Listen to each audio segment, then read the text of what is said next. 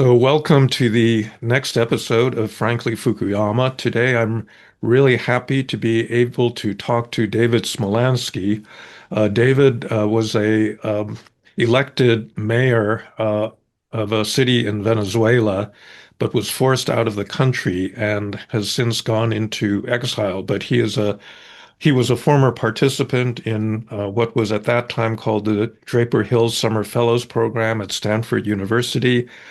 He's a staunch defender of democracy and has been actively working to restore democracy to his country, Venezuela. David, do you want to say a little bit more about your background? And Well, thank you so much, Francis, for having me. It's a real honor. Just to say that I had to flee Venezuela due to an illegal arrest warrant that Maduro issued against me. I also worked for 5 years at the OES to address the Venezuela migration and refugee crisis, and currently I am a senior advisor on foreign policy and security to Maria Corina Machado. Thank you so much very for. good. Very good. All right. So I think that with her Nobel Prize, a lot of people may not understand who she is and why she was awarded this prize. So, why don't we begin with a general overview of what's happened to Venezuela over the past, you know, 15 years since Hugo Chavez came to power, because, that record is really pretty devastating. Yes. Well, that's a very good question to start. Unfortunately, Venezuela has become a perfect example on how democracy is used to destroy democracy. During the second half of the 20th century, my country was stable democracy, a prosperous economy. Actually, was reference on policies toward migrants because so many uh, Latin Americans from different countries that were suffering from dictatorships and wars fled those nations and found in Venezuela a home, or even people in Europe after the Second World War. And we started to have problems like any democracy had in the 1990s, especially economically, and a bit of an increase of crime. There was two coups d'etat in 1992 led by Hugo Chavez. And when Chavez was released from jail, and sorry if I'm putting so much context, but it's not every time I have the opportunity to speak with you and with your audience. So when Chavez was released from jail after he failed on the coup d'etat, which in my opinion was a mistake, he decided to run for president. But in what context he ran for president at the end of the 1990s? There was there were no political prisoners. Political parties were totally legal. There were independent media. There was free and fair elections, independent branches, and he won. He was elected, and once he was elected, that started to have a gradual process on dismantling democracy in Venezuela. And right now, in my opinion, Venezuela is almost a failed state. It is run by a drug cartel. Venezuela right now, for example, almost 9 million people have fled my country, largest migration and refugee crisis. That's 9 million out of a total previous population of how many? Approximately 33 million. So yeah, so almost a third of the population have fled. It is almost the whole population of nations like Portugal, or is twice the population of nations like New Zealand or Croatia or Panama. It's the largest migration and refugee crisis in the world, surpassing Syria and Ukraine. Ukraine that have been brutally invaded by Russia, and Syria that suffered a decade of civil war. But also I have to add that at least 7 million Venezuelans cannot eat 3 times a day. It is the largest population suffering from food insecurity in the Western Hemisphere and the fourth largest in the world, only compared with nations such as Yemen or Afghanistan. The economy, even though we have the largest oil reserve, the eighth largest gas reserve, the 12th largest gold reserve, has been reduced 75%, Francis. And let me tell you that this has not been because of sanctions, because when the first sanctions on oil was implemented in 2019, Venezuela was already producing only 1 million oil barrels a day. When Chavez got to power at the end of the 1990s, we were producing over 3.2 million oil barrels a day. So it was a totally destruction of the oil industry due to corruption, money laundering, and the politicization of what is used to be one of the main oil industries. So that is what is happening in my country. But the concerning issue is that Hugo Chavez and Nicolas Maduro opened the doors of the nation to external actors such as Cuba, who has been there since day one, Iran, Russia, and China, that have become a very important pillars to sustain this dictatorship. And second, with the decrease of oil, they increased the illicit economic activities, more specifically drug trafficking and gold mining, which are now giving more money to the regime than the oil. So that's the situation that we have been facing since the century began. And something, sorry, I know I have spoken too much on this, but something that has gone very under the radar. Venezuela is one of the most violent nations in the world since this century began. Almost 500,000 Venezuelans have been killed because of crime since this century began. And the homicide rate in the capital, Caracas, has been sometimes in some years have been even above 120 out of 100,000 people. So those were the first migration outflow, actually, the crime that people were suffering on a daily basis. Okay, so let's move the clock up to last year and the election, and then the rise of Maria Corina Machado as the leader of the opposition. Well, Francis, I have to say that since 2023, a new chapter of pro-democracy movement started in Venezuela. In 2023, the people were hopeless. Everything seemed very dark. Like it happened in many nations with autocracies, opposition was divided, and we decided to go to a primary. We took that risk in a very repressive context. So the primary was to elect a leader of the opposition or the candidate for the presidential elections in 2024. And against every odd, we had that primary because it was very difficult. So many people thought it was not possible, even some allies that in the international community. And Maria Corina Machado was elected with 93% of the vote, and almost 2 million people went to vote. Since that, well, I think a leader has risen to the point that she was awarded recently the Nobel Peace Prize because she has behaved during these 2 years as a state woman with every letter, I have to say. She was illegally banned for running for president, even though it was an agreement. She couldn't run for president. And she surprised everyone doing an alliance with a former diplomat, Edmundo González Urrutia, who had a vast experience on diplomacy, but not many people knew who he was. And we used social media and WhatsApp to defeat the censorship implemented by the dictatorship. And in a matter of weeks, everyone knew who Edmundo González was. We went to an election that was completely unfair, no transparent. Maria Corina Machado suffered 2 death attacks. 120 members of our campaign were illegally detained. The diaspora, 4.5 million people out of the 9 million that could vote, were banned for voting. And with that context, we went to the elections and we won 70-30, Francis. And we proved that we won because we were able to gather the voting tallies after probably the biggest civic organization that we have seen, not only in Venezuela, but in Latin America, with at least 600,000 Venezuelans working on July 28th as poll watchers, volunteers, mobilizers. And we proved we won. And actually, those voting tallies today are preserved in Panama. So Edmundo González became the president-elect of Venezuela, first of all, recognized by us, by Venezuelans who participated in that election. And the margin was how big in the honest tally? It was huge. It was 70-30. Actually, even though with the most unfair and least transparent election ever in Venezuela, has been the biggest margin of any presidential election in Venezuela. So and there is a website open to everyone. that you can still see it. And that is why Edmundo González Urrutia is also recognized as president-elect by different governments and parliaments, or Maduro, by some governments and parliaments, are not recognized as the legitimate leader of Venezuela. And this is a moment, Francis, where where people need to understand.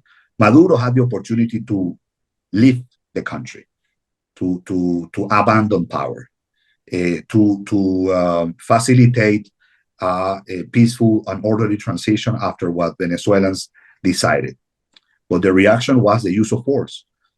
They launch what they call knock operation, which is literally that they go to your house and they just knock your door, and they started to disappear and illegally detain and torture volunteers, poll watchers, or any member of our campaign. We had more than 2,300 innocent Venezuelans that were illegally detained, women that were sexually abused by members of the security forces, teenagers that suffer electric shocks in different parts of their bodies, dissidents that were extrajudicially killed or killed in custody. And it was a point, Francis, that we had more political prisoners than Russia after we won that election. So we have been on that fight since 2024 because we won. We want the voice of the people to be prevail. And well, we are looking for more external support because we think that Venezuelans have done anything that we could when regarding peaceful and nonviolent tools. But Maduro's regime has become not only a problem for Venezuelans, but it's a threat to the security and democracy of the Americas. And I think one of the disappointing things after the election was that a number of other important countries in Latin America that could have backed the legitimate winner of the election didn't say anything. This was Colombia, this was Mexico, this was Brazil. It's really shameful, especially the position that the Colombian president Gustavo Petro has had on this process, especially because almost 4 million Venezuelans are in Colombia. 4 million migrants are in Colombia. Imagine, Professor, that Colombia has become the first nation in the world with a population of refugees, the largest receiving refugee population of the world is Colombia right now, surpassing Turkey, that had a bit less than 3.5 million Syrian refugees. So Colombia knows firsthand, the humanitarian crisis that has been triggered by this dictatorship. Colombia has not been able to finally have peace because non-state armed groups such as FARC, Dissident, and ELN have found protection in Venezuela. Colombia is the main producer of cocaine, and a good part of that cocaine goes through Venezuela completely impugned with the support of the regime.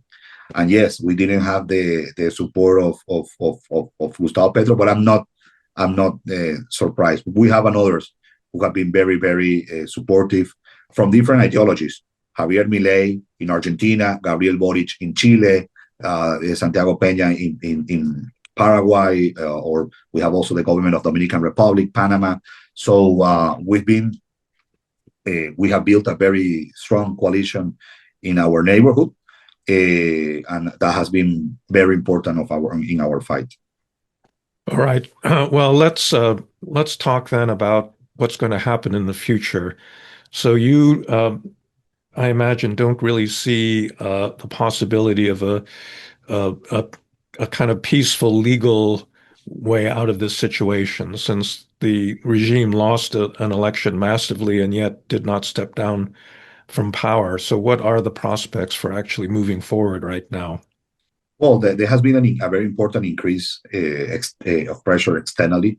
The 102 individual sanctions have been implemented since we won the elections and have been implemented by the 27 members of the EU, UK, Canada, and the US.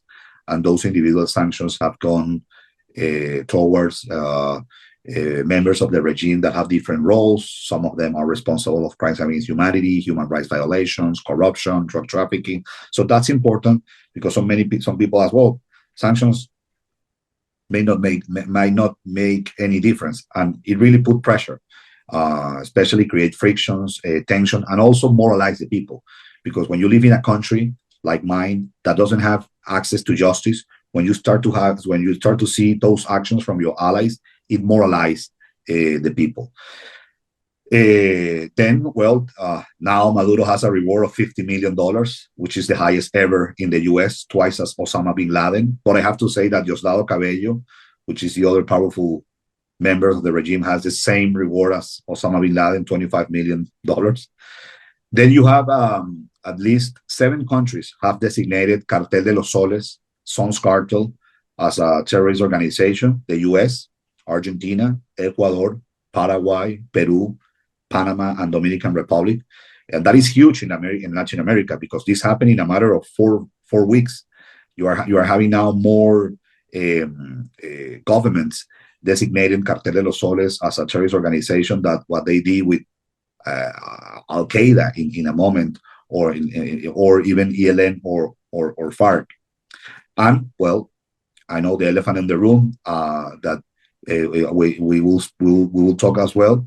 This special operation in the Caribbean that has been deployed, and probably has not been as big as it was when it was deployed to Panama. I think it's very important, this deployment, because it cut in the flows that drug trafficking creates to the regime, as I said earlier, which is now higher than oil. So what is the feeling? I know it's very hard to assess this, but the feeling among Venezuelans about, possible actions by the United States, including, those attacks on drug boats and so forth. Well, Professor, over 80% of Venezuelans in a poll that we saw a few days ago, over 80% of Venezuelans agree on this special operation that is in the Caribbean. I know by for some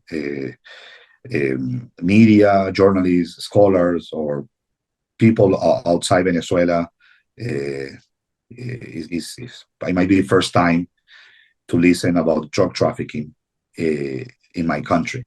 But we have suffered this for a quarter of a century.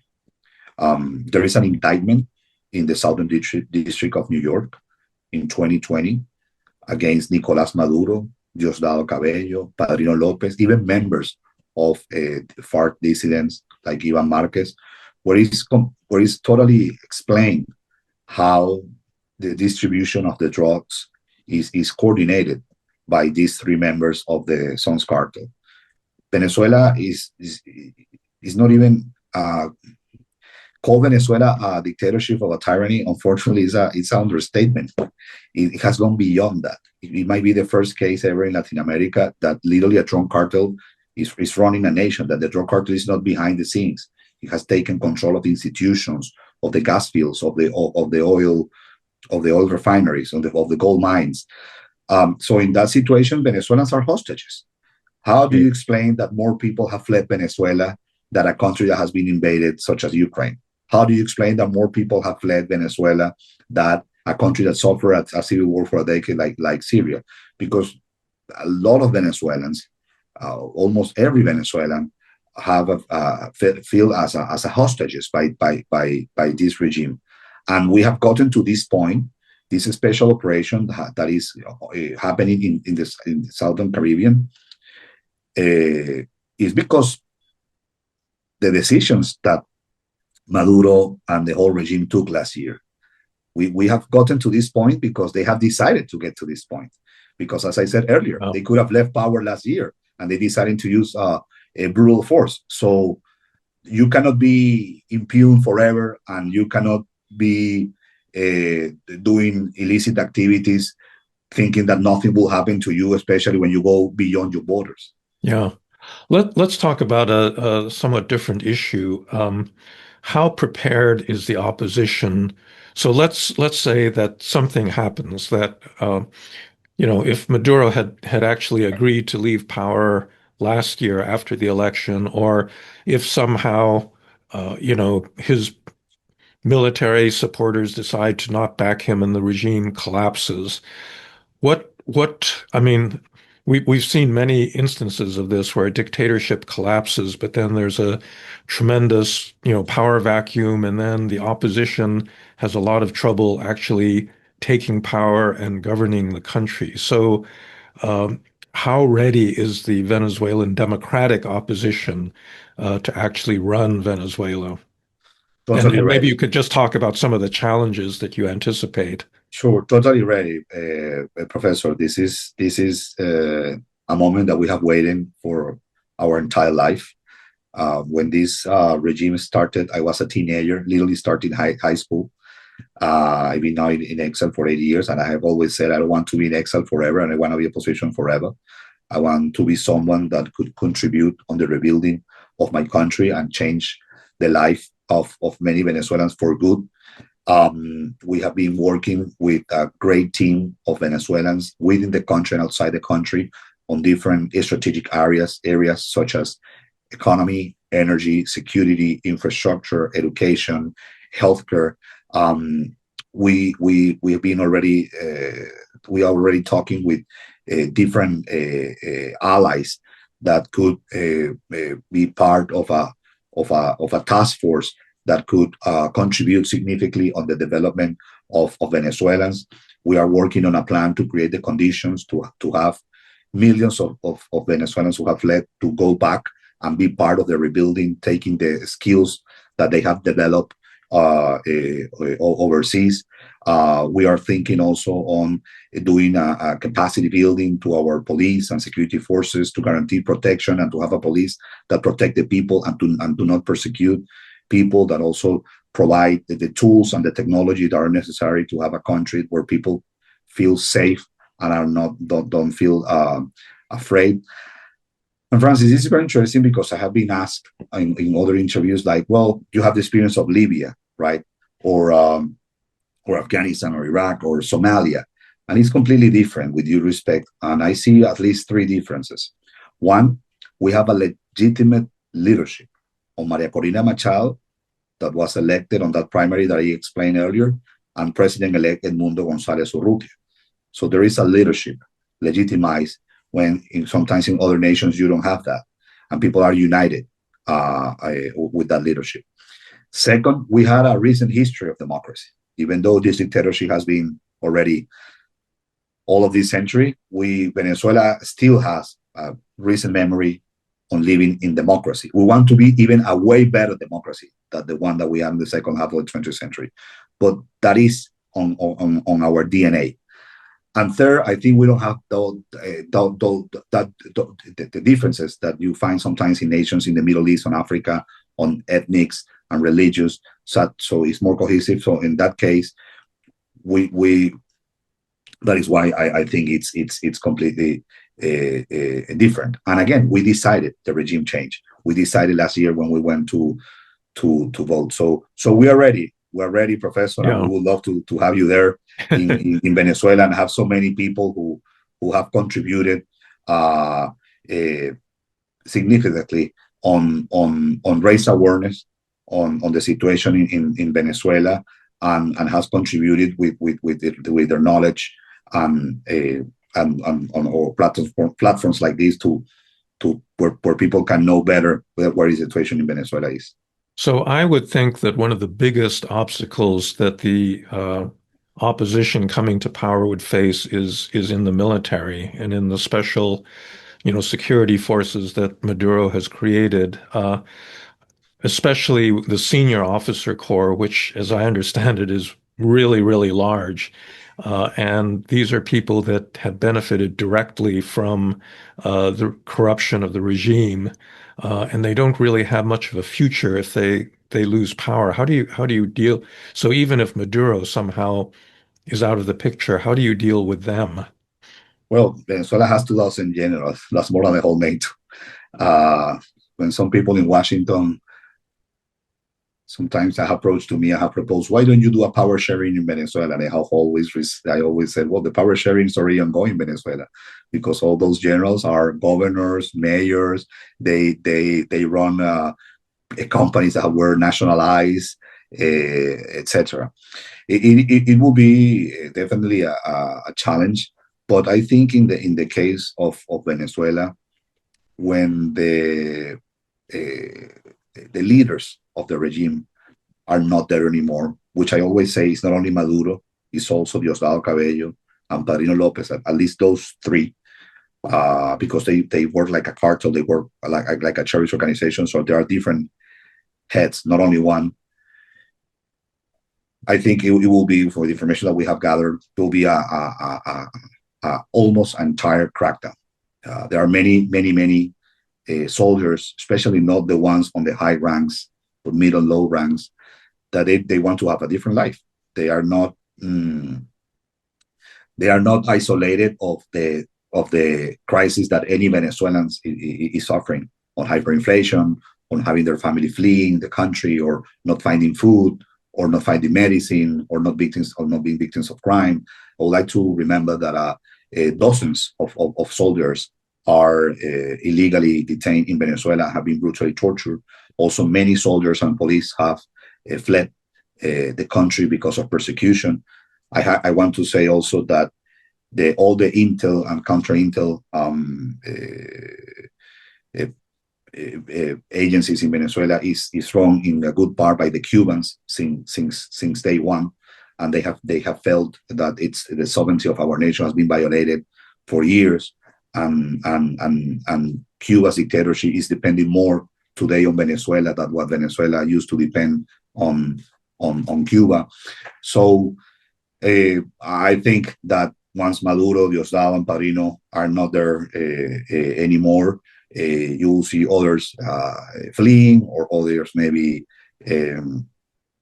just fleeing the country, or maybe changing their position. But of course, we will go to a process where you need to have an impartial and independent investigation, and we need to have justice, because there are especially high rank officials of the regime that are today not only part of the drug cartel, but are responsible of committing crimes against humanity, and crimes against humanity do not prescribe.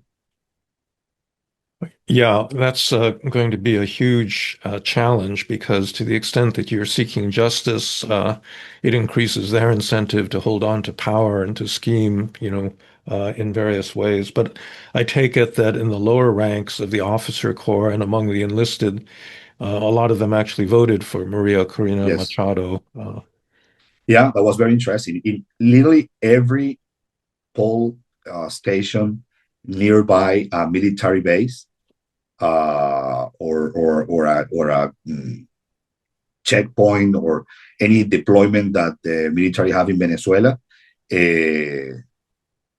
Edmundo González and Maria Corina Machado won in a landslide. So it was very similar to the national result, 70-30, because again, soldiers are suffering the same problems in Venezuela. And I had a little experience on that, Francis. When I was mayor, I had to run a police that also, some of its members were part of those criminal activities that I described earlier, or, they were not behaving institutional, or they were having political positions. And after 2-3 years of work on that local police, we changed completely the culture, and we were able to decrease kidnapping 84%. And I remember when I started in the local government, only 19% of my neighbors trusted in the police. And by the time Maduro issued an illegal arrest warrant against me and I had to flee, over 54% of my neighbors trusted in the police. I know it's microscopic when you refer to Venezuela, but you can change it. You can change it, and with that, I think it's very important the willingness, a security plan that we are developing, and also the legitimization of the leadership that Edmundo González and Maria Corina Machado have, where those security forces can respect and obey them. Okay, well, look, a lot of us at CDDRL have spent a lot of time looking at transitions. Yeah. And in fact, we just started a new project that will launch next week about, lessons that can be drawn from other transitions and pitfalls and so forth. There's a lot of them under even the best of circumstances, but I take your argument that Venezuela has certain advantages over some of these other cases because it had a democratic tradition and legitimate leadership. So David, thank you very much. I want to be able to call on you again because I think that events are moving fast in Venezuela, and a lot of things are going to happen there in the coming weeks and months. So I hope that we'll have an opportunity to, update and watch this situation develop. And I hope you have an opportunity to go back to your country at some point. Yeah, that's what I hope. And thank you so much for having me. Look forward to see you soon again and to be here again. And hopefully, a successful transition in Venezuela will be studied at Stanford and many other universities Okay. across the world soon. All right. Very good. Thank you very much. Thank you.